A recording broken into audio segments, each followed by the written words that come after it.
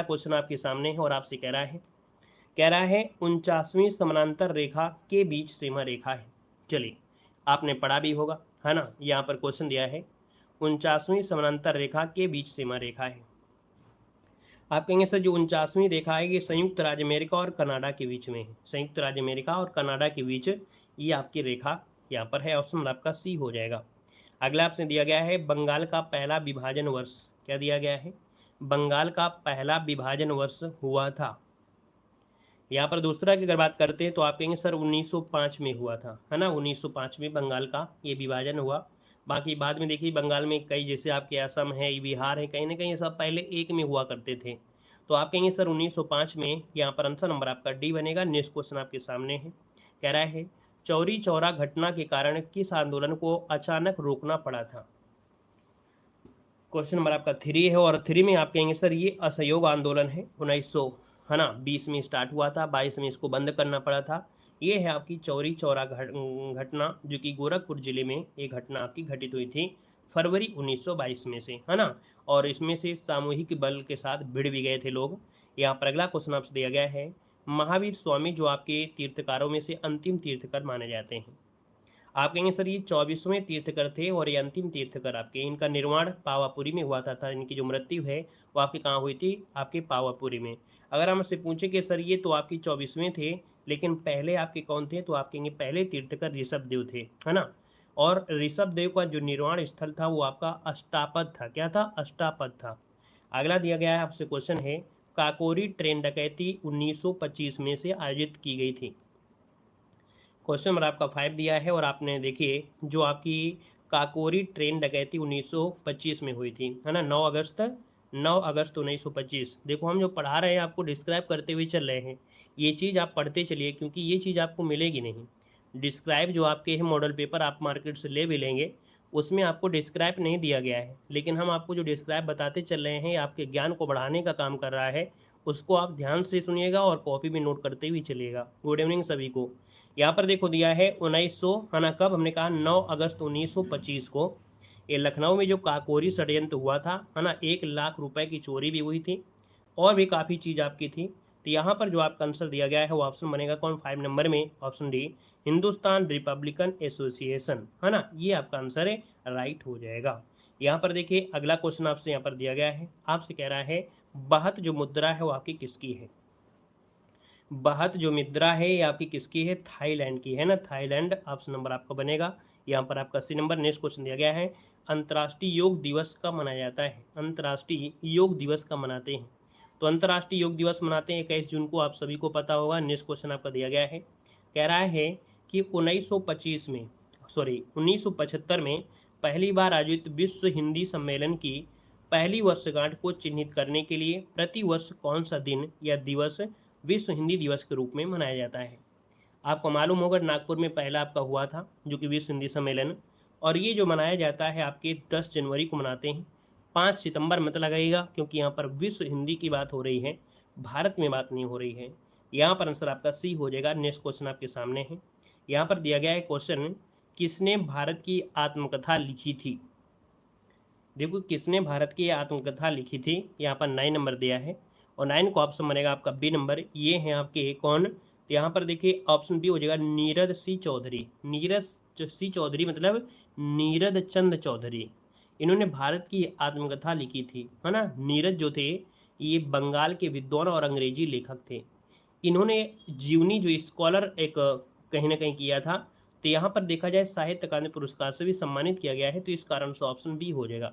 लेकिन यहीं पर ये होता भारत की आत्मा किसने, है ना, तो फिर आपका गांधी होता, लेकिन ये आत्मा नहीं लिखा है, ये आत्मकथा है और आत्मकथा है तो ऑप्शन आपका बी हो जाएगा। ठीक है। अगला क्वेश्चन दिया गया है ए व्हाइट टाइगर नामक उपन्यास के लेखक कौन है? व्हाइट टाइगर, है ना। जब कोई नई चीज होती है तो उसको देखकर लोग रुक जाते हैं, देखने लगते हैं, चाहे खतरा कुछ भी हो, होता है। तो जब भैया आप व्हाइट टाइगर देखेंगे तो थोड़ा सा रुक जाएंगे, अडिग हो जाएंगे। अडिग हो जाएंगे तो आप कहेंगे सर अरविंद अडागिया। यहाँ पर जो आंसर है वो ऑप्शन डी हो जाएगा, अरविंद अडागिया। यहाँ पर अगला क्वेश्चन आपसे दिया गया है। क्वेश्चन दिया है भारतीय रेलवे के 17वां जोन का नाम बताइएगा। 17वां जोन कौन सा है? तो ये है कोलकाता मेट्रो। क्या है? कोलकाता मेट्रो हो जाएगा। और यहाँ पर अगले क्वेश्चन को आते हैं क्वेश्चन आपके सामने दिया गया है, कह रहे इनमें से खरीफ की फसल कौन सी है। खरीफ की फसल, जौ तो हो नहीं सकता है क्योंकि ये तो सर्दियों में बोया जाता है। गेहूं नहीं हो सकता है, बस आपके पास दो ही ऑप्शन है, या तो यहाँ पर प्याज होगा या तो आपका बाजरा होगा, या तो प्याज होगा या तो बाजरा होगा। अब आप बताइए कौन सा आंसर है।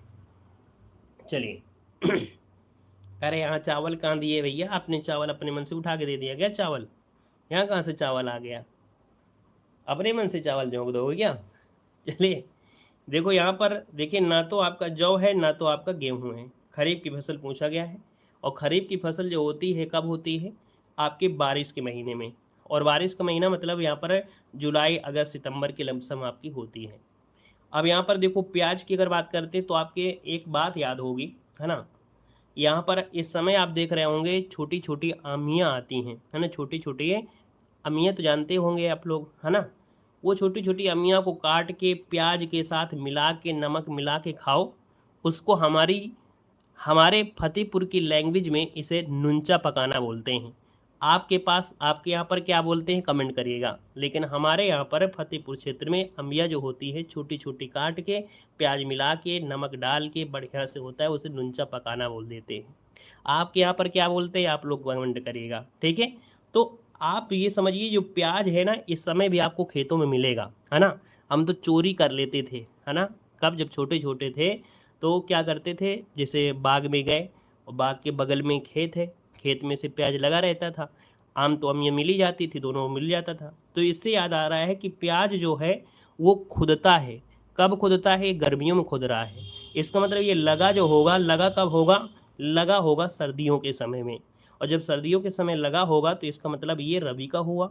तो आपका बचा हुआ है ऑप्शन कौन? बी नंबर बाजरा, है ना। तो कहीं ना कहीं का लिंक हम कहीं से कहीं ना जोड़ दिया, तो इससे पता चल गया कि ये बाजरा जो आपका है एक खरीफ की फसल है, जो कि इस समय आपकी योगी सरकार सबको बाजरा भी दे रही है ना।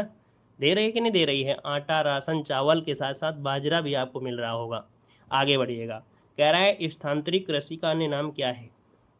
चलिए स्थानांतरित कृषि का अन्य नाम पूछा गया है और इसका आंसर आपका होगा क्या। तो यहाँ पर जो आप कहेंगे स्थानांतरित कृषि को बोलते हैं झूम खेती। क्या बोलते हैं? झूम खेती। ऑप्शन नंबर आपका बी बन जाएगा। यहाँ पर अगले क्वेश्चन को आते हैं। क्वेश्चन आपसे अगला पूछा गया है कि मैत्री और दक्षिण गंगोत्री नामक जो अनुसंधान केंद्र हैं ये कहाँ पर हैं।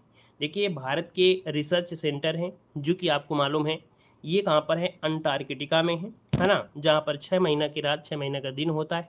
जब दिन यहाँ पर होते हैं 6 महीना के लिए तब यहाँ पर अनुसंधान किया जाता है, बाकी 6 महीना के लिए फिर वापस लोग भाग आते हैं। यहाँ पर दिया है भारतवर्ष में पर्वतीय वनों में किस प्रकार के पेड़ मिलेंगे, है ना, जो पर्वतीय क्षेत्र हैं। और जब पर्वतीय क्षेत्र में आप जाएंगे तो सून का पेड़ नहीं होगा, ना मेपल होगा, ना फनी होगा, है ना। यहाँ पर चीड़ जो आपके हैं पाइन, बस याद रखिएगा पाइन, पाइन इंग्लिश में लिखा है, इससे आपको पता चलेगा पाइन वृक्ष मिलते हैं पर्वतीय क्षेत्रों में। अगला है जल में घुलनशील भस्म क्या कहलाता है। जल में घुलनशील भस्म क्या कहलाता है? तो इसको बोलते हैं क्षार। क्या बोलते हैं? एल्काइलाइन बोलते हैं, एल्काइल बोल देते हैं। इसका आंसर होगा बी नंबर है यहाँ पर क्षार, या इंग्लिश में आप पढ़ेंगे अल्काली जो शब्द आपका दिया है ये आपका भस्म कहलाता है।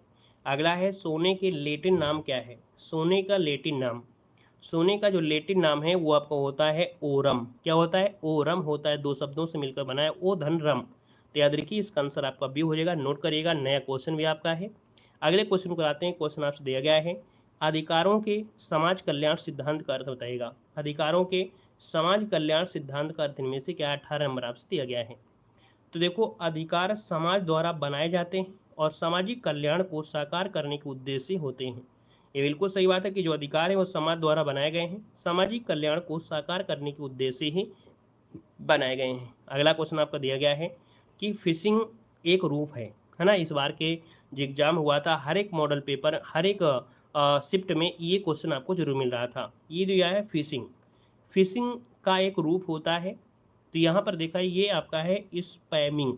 स्पैमिंग जैसे आपका जीमेल होता है, जीमेल में एक फोल्डर हो जाता है, स्पैम ऑप्शन होता है, देखे होंगे, है ना। ये आंसर आपका ये हो जाएगा, जो गलत प्रकार के कह सकते हैं जो संदेश होते हैं वो स्पैम में आपके चले जाते हैं। यहाँ पर अगला दिया गया है फेसबुक की स्थापना कब हुई थी। मार्क जुकरबर्ग ने फेसबुक की स्थापना किया क्या था, ये कब किया था? जल्दी से बताइएगा। वीडियो को भी लाइक शेयर करते हुए चलेंगे जितने भी साथी यहाँ पर जुड़े हैं, पहले से हों या बाद में हों, है ना। तो एक बार सभी लोग सेशन को लाइक भी कर दीजिएगा। सर कमेंट ऑफ कर रखा हूँ, वेरी गुड, बहुत अच्छी बात है, लेकिन हमारे कमेंट हम सबको देख रहे हैं, परेशान मत होइएगा। यहाँ पर देखो आपसे कह रहा है कि सर फेसबुक की स्थापना हुई थी 2004 में, क्या हुई थी 2004 में, मार्क जुकर ने यहाँ पर हुआ था।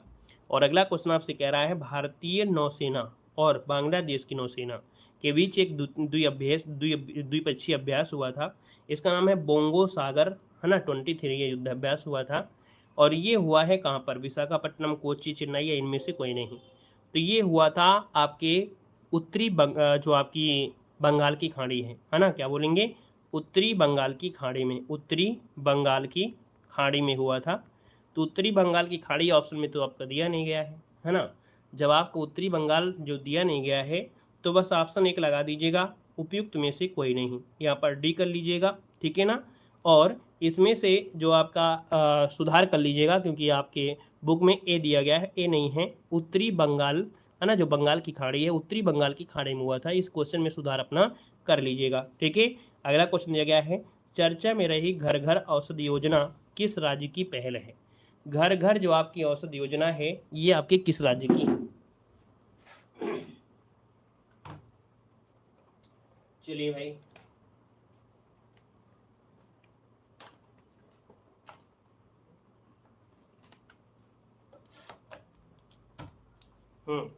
तो देखिए घर घर योजना किस राज्य की है। दोस्तों यहाँ पर देखा जाए 22 नंबर का, जो 22 का ऑप्शन है यहाँ पर राइट बी हो जाएगा, ये राजस्थान सरकार की है। किसकी है, यहाँ पर जो 22 नंबर दिया है घर घर औषधि योजना, ये आपके राजस्थान की है, ऑप्शन नंबर आपका बी हो जाएगा। अगला है कुंभ मेला किस शहर में आयोजित नहीं किया जाता है। कुंभ मेला आपको मालूम है 4 जगह होता है ना, नहाऊं आपको ट्रिक बताया था, NAHU नासिक, इलाहाबाद, NAHU हरिद्वार, फिर आपको उज्जैन। लेकिन वाराणसी में तो आपका नहीं लगता है भैया, इलाहाबाद में जरूर लगता है। तो आप कहेंगे सर यहाँ पर जो आंसर आपका आ गया सी नंबर वाराणसी वाला आपका आंसर राइट हो जाएगा। अगला दिया गया है केंद्रीय रक्षा मंत्रालय ने 6 डोर्नियर 228 विमानों की खरीद के लिए किस संस्था के साथ समझौता किया है। दोस्तों ये हिंदुस्तान एरोनॉटिक्स लिमिटेड के साथ समझौता किया है।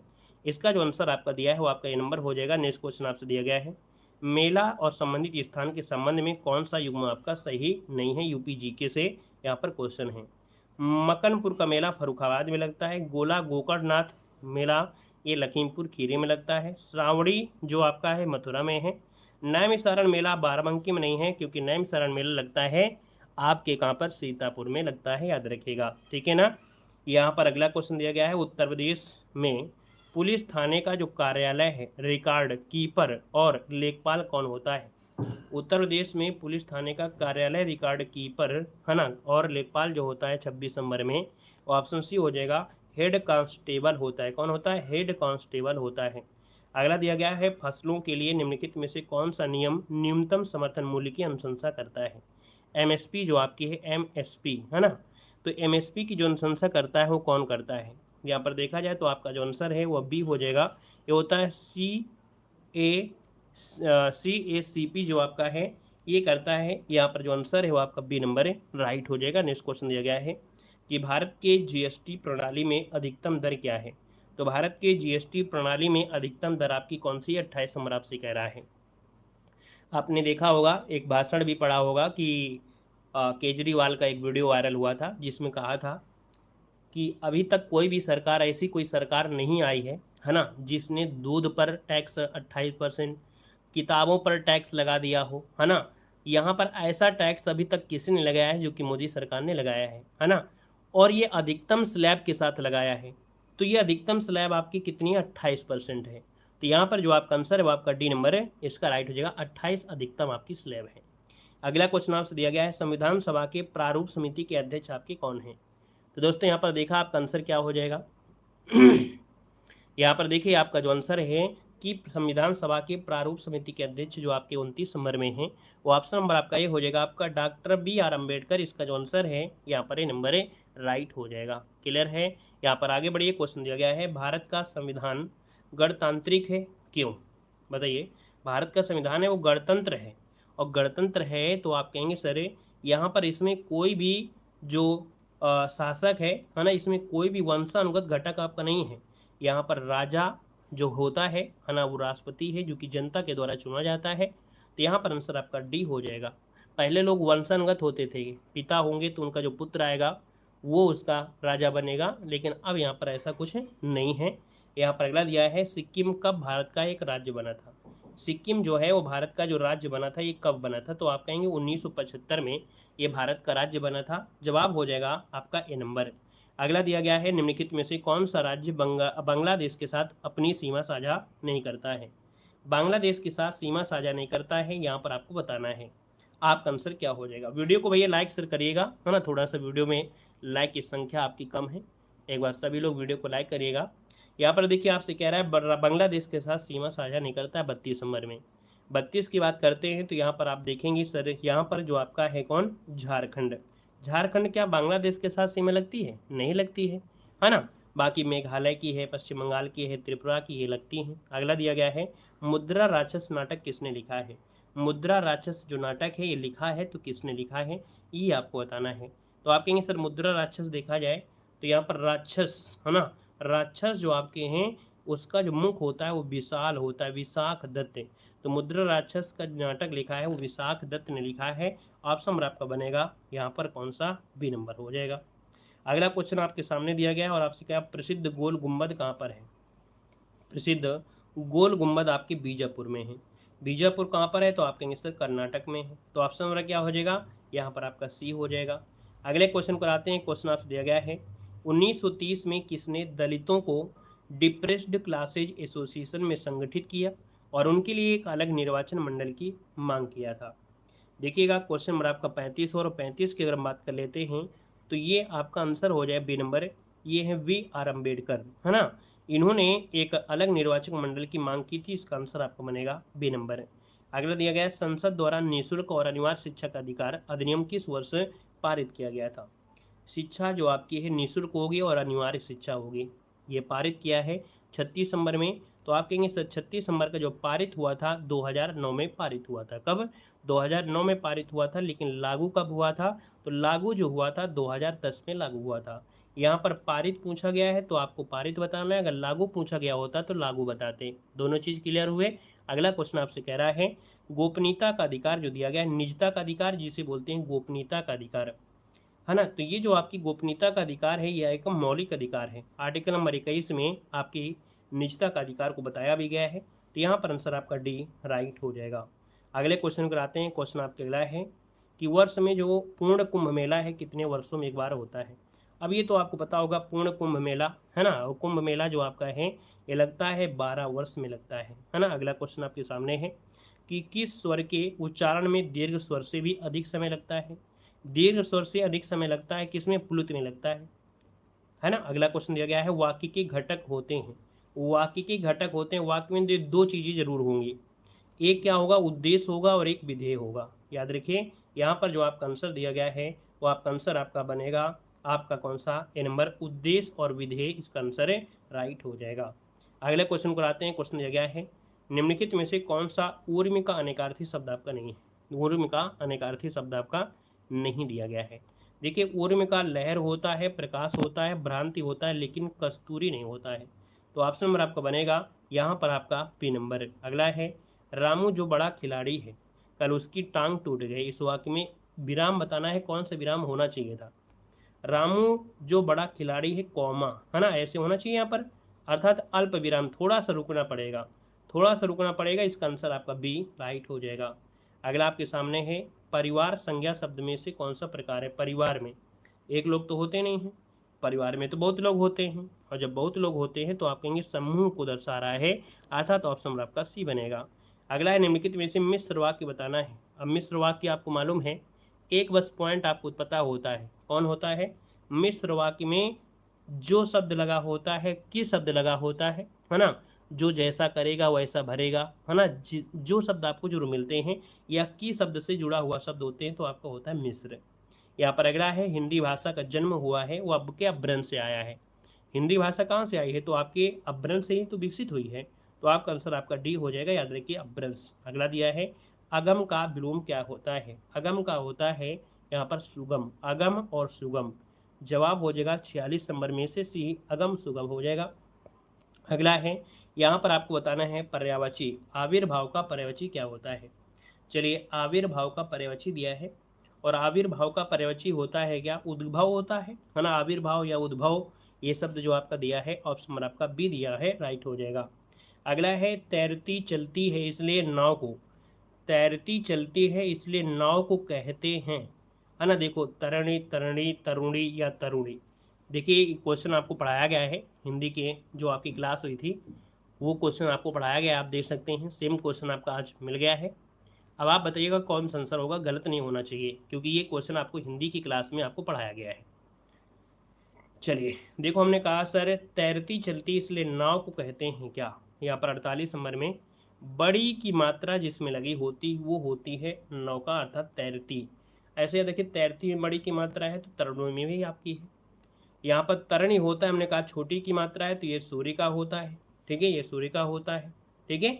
अगला दिया है, अब आपका तद्भव शब्द आपका नहीं है, तद्भव शब्द नहीं है, देखिए कौन सा है 49 नंबर में, तो इसका मतलब तद्भव नहीं है, तो इसका मतलब वो तत्सम होगा। तो यहाँ पर देखिए अग्नि जो आपका दिया है ये तत्सम है ना, ये तद्भव नहीं है। यहाँ पर आंसर नंबर आपका हो जाएगा डी नंबर बनेगा। अगले क्वेश्चन कराते हैं। क्वेश्चन आपके सामने दिया गया है और आपसे कह रहा है स्पर्श व्यंजन कितने प्रकार के होते हैं। स्पर्श व्यंजन जो होते हैं वो कितने प्रकार के होते हैं। 50 में से दिया है स्पर्श व्यंजन, और स्पर्श व्यंजन की बात करते हैं तो आप कहेंगे 25 होते हैं। कहाँ से, तो का से स्टार्ट होते हैं और माँ तक जाते हैं। का से लेके माँ तक आप पढ़ेंगे तो आपके 25 वर्ड ही आपको मिलेंगे।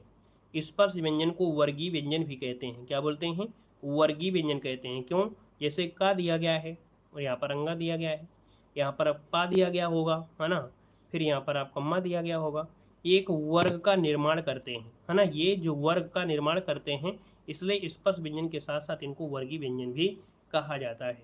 अगला है कवि का स्त्रीलिंग में से क्या हो जाएगा। चलिए, कवि का जो स्त्रीलिंग है इनमें से होगा क्या, कवि का जो स्त्रीलिंग है इनमें से क्या हो जाएगा। 51 नंबर आपसे दिया गया है। आप कहेंगे सर कवि का होता है कवियत्री, और कवित्री कौन सा दिया है, ऑप्शन डी वाला आपका सही हो जाएगा, कवित्री हो जाएगा। यहाँ पर अगले क्वेश्चन को आते हैं। क्वेश्चन दिया गया जो मुश्किल से खाया जा सके, जो मुश्किल से खाया जा सके उसे क्या कहते हैं। तो जो मुश्किल से खाया जा सके उसे कहते हैं दुर्भक्ष। क्या बोलते हैं, दुर्भक्ष कहते हैं। जो मुश्किल से खाया जाए दुर्भक्ष कहते हैं। अगला है निम्नलिखित में से भाववाच्य वाक्य में से कौन सा है। भाव, और भाव जो दर्शा रहा है वो किस में दर्शा रहा है, तो आपके मेरे, है ना, मैं उठ नहीं सकता, मैं उठ नहीं सकता। यहाँ पर ऑप्शन डी, मेरे भाई से लड़ा नहीं जा सकता, लड़ा नहीं जा सका। ऑप्शन डी वाला आपका बेस्ट हो जाएगा, आंसर डी नंबर आपका हो जाएगा। अगला आपसे यहाँ पर दिया गया है कि बीती विभावरी जागरी अंबर पनघट में दुबार ही तारा घट ऊषा नागरी। ये आपको पिछले मॉडल पेपर में मिला था, तारा ऊषा नागरी, तारा घट, अंबर पनघट। हमने कहा था उपमेय और उपमान जो पास में हो, योजक के साथ जुड़े हैं, तो आपका रूपक अलंकार होता है। देखिए ऑप्शन डी, आप सभी के जवाब सही आ रहे हैं। अगला क्वेश्चन आपके सामने है और आपसे कह रहा है ताकते रहते तुझे सांझ सवेरे, है ना, और ताक शब्द होता है दीवार का आला। तो यहाँ पर आप कहेंगे ताकना मतलब हो गया घूर कर देखना, और ताक मतलब होता है दीवार का आला। यहाँ पर जो आपका आंसर है वो ऑप्शन बनेगा आपका बी नंबर है, राइट हो जाएगा। अगले क्वेश्चन कराते हैं। क्वेश्चन आपके सामने है कि आदरणीय व्यक्तियों के लिए हमेशा किस वचन का प्रयोग होता है। आदरणीय व्यक्तियों के लिए, है ना, जब भी आपसे बड़े हों या आदर के साथ उनका नाम लिया जा रहा है तो हमेशा ये जो वचन होता है आपका बहुवचन का प्रयोग करते हैं, याद रखिएगा। अगला क्वेश्चन आपके सामने है, इनमें से सकर्मक क्रिया का उदाहरण आपको बताना है। सकर्मक क्रिया का उदाहरण आपको बताना है। श्याम बहुत तेज दौड़ता है, मोहन खाता है, सोहन केला खाता है, राम तेज दौड़ता है। अब अपने अपने जवाब दीजिए, है ना, सभी लोग अपने अपने जवाब दीजिए, क्या सही है इसका आंसर, क्या यहाँ पर होगा। चलिए, हो सकता है इस क्वेश्चन में 2 ऑप्शन आपके सही हों, इसलिए थोड़ा ध्यान दीजिएगा और फिर जवाब दीजिए। सकर्मक क्रिया मतलब होती है जिसमें कर्म हो, है ना, क्रिया के साथ कर्म हो, और क्रिया के साथ जब कर्म है तो आप कहेंगे सर यहाँ पर केला शब्द क्या है, कर्म है, और यहाँ पर खा रहा है तो इसका मतलब कुछ ना कुछ तो खा ही रहा होगा ना भाई, कुछ भी खा रहा होगा, इसका मतलब जो खा रहा होगा तो वो साइलेंट में छुपा हुआ है कर्म। साइलेंट के साथ कर्म छुपा है। शुद्धता देखा जाए तो यहाँ पर 57 नंबर में ऑप्शन आपका यहाँ पर B+C होना चाहिए था, क्योंकि ये भी सकर्मक क्रिया है, ये भी सकर्मक क्रिया है। यहाँ पर बस जो चीज़ कर्म है वो साइलेंट है, इस कारण से हम कहेंगे सर B और C इसका हो जाएगा, है ना। इसमें से आपको C दिया गया है तो अपने में इसमें सुधार कर लीजिएगा, उसमें से B और C दोनों ही आपके आंसर हो जाएंगे, ठीक है ना। बाकी अगर ऐसा क्वेश्चन आता है और आप लोग लगा के आंसर आते हैं तो आपको नंबर मिलेंगे, आयोग आपको 1 नंबर जरूर देगा, है ना। यहाँ पर अगला दिया गया है, का संबंध किस प्रकार का कारक होता है। का की के, है ना, ये जो होता है किस में होते हैं, संबंध में होता है। अगला है शुद्ध वाक्य आपको पहचानना है। यहाँ पर दिया है, आप अपनी प्रतिज्ञा के प्रण से, देखो यहाँ से गलत दिया है, तुम्हारे आने से मैं गदगद हो गई, तुम्हारे आने से मैं गदगद हो गई। अच्छा, मैं शुक्रवार के दिन, शुक्रवार भी दिया है और दिन दिया गया है। भोजन बनाने की व्यवस्था और प्रबंध दोनों दिया गया है ना। तो आप कहेंगे सर जी यहाँ पर देखा जाए तो जब यहाँ पर ये गलत दिया है, यहाँ पर ये गलत दिया है, यहाँ से ये गलत दिया है, तो ऑप्शन बचा है कौन सा, B नंबर हो जाएगा, ऐसे इसका आंसर बन जाएगा। अगला है आपसे कह रहा है शुद्ध आपको बताना है। पुष्प अशुद्ध दिया गया, अशुद्ध है ना। पुष्प तो सही है, परिस्थिति सही है, प्रशंसा सही है, लेकिन पूज्य जो दिया है वो आपका गलत है, क्योंकि पूज्य होता है, क्या होता है, पूज्य होता है। अगला है काठ होना इस मोहरे का अर्थ इनमें से क्या है। काठ होना, काठ होना मतलब होता है स्तब्ध होना, है ना, क्या होना, स्तब्ध हो जाना। यहाँ पर है दिया है अठकोणा, है ना, जैसे षटकोणा होता है 6 कोण, अठकोणा हो जाएगा 8 कोण, है ना। और अठकोणा से अगर एक बात याद आ रही है, ऐसी कौन सी कब्र है, भारत में एक ऐसी कब्र है जो अष्टकोणीय पद्धति में बनाई गई है, किसी को पता है, किसी को पता है तो एक बार बताइएगा कि ऐसी एक आपकी है ना, मकबरा है, जिसे बोलेंगे मकबरा। ये मकबरा अष्टकोणीय पद्धति में बनाया गया है, हिंदुस्तान और आपके ईरानी पद्धति के माध्यम से बनाया गया है, सम्मिश्रण आपका है। बता सकते हैं, एक बार सभी लोग कमेंट करेंगे ऐसा कौन सा मकबरा है जो अष्टकोणीय पद्धति में बनाया गया है। चलिए यहाँ पर बताइए जल्दी से, याद है किसी को, कौन सा है, नहीं पता है तो याद रखिए जो आपका है कौन, सासाराम बिहार में, सासाराम, सासाराम में किसके है, सासाराम जो है, सासाराम में जो आपका बना हुआ है वो किसकी बनी है, सासाराम में शेर शाह सूरी। याद रखिए सासाराम में जो मकबरा है अष्टकोणीय आपका बना हुआ है, ठीक है ना। यहाँ पर सूरी का जो आपका है वो आपका सासाराम में जो बना है ये अष्टकोणीय पद्धति में बना है ना। और अगला क्वेश्चन दिया गया है कि वह पड़ोसी अच्छा है, वह शब्द पूछा है किस प्रकार का विशेषण है। देखो वह पड़ोसी अच्छा, वह शब्द पूछा है और वह दिया है तो सर्वनामिक हो जाएगा, लेकिन अगर अच्छा शब्द होता तो गुणवाचक हो जाता, वह दिया है तो आपका आंसर C हो जाएगा। अगला क्वेश्चन दिया गया है, इनमें से दंत्रालु में प्रयुक्त प्रत्यय आपका कौन सा है। आपसे किया है दंत्रालु में प्रयुक्त प्रत्यय क्या है। चलिए क्वेश्चन नंबर आपका दिया गया है और यहाँ पर जो आंसर आ गया है वो आपका 64 नंबर में ऑप्शन क्या बनेगा। एक शब्द याद रखिएगा, इसमें जो आंसर है वो आप लोग C बताएंगे लेकिन C नहीं है, इसमें जो आंसर आपका है वो आपका लू प्रत्यय है। क्या है, लू प्रत्यय है। कैसे, इसका जब दंत्रा निकालेंगे, क्या निकालेंगे, तंद्रा, तंद्रा, तंद्रा मतलब होता है हल्की नींद, क्या होता है, हल्की नींद, है ना, जिसे ओझी नींद होती है, बिल्कुल हल्की सी नींद लग गई, झपरी लग जाना होता है, औंघाना जिसे बोलते हैं, औंघा गए थे, तो हल्की नींद इसका मतलब होता है। तो तंद्रा मतलब होता है हल्की नींद, इसका मतलब है कि इसका एक शुद्ध शब्द निकला है तंद्रा। तो बचा हुआ जो एक शब्द बचा है वो आपका कौन बचा है, लू, तो लू इसका प्रत्यय बनेगा, याद रखिए, स्क्रीनशॉट ले लीजिएगा, ठीक है ना, क्लियर है। अगला क्वेश्चन दिया गया है, परोपकार में कौन सा उपसर्ग है। परोपकार में ओ की मात्रा हटाएंगे, है ना, तो आप कहेंगे सर इसमें उपसर्ग पूछा गया, पर धन उपकार बनेगा, B नंबर है। अगला दिया है उज्ज्वल शब्द में से, है ना, उज्ज्वल रस और मधुर रस भी कहते हैं, कौन सा ऐसा रस है जिसे उज्ज्वल रस या मधुर रस भी कहा जाता है। उज्ज्वल रस दिया है और मधुर रस दिया है। 66 नंबर की बात करते हैं तो आप कहेंगे सर यहाँ पर जो भक्ति रस है, भक्ति रस को हम लोग उज्ज्वल रस भी कहते हैं, यहाँ पर इसे मधुर रस भी कहते हैं।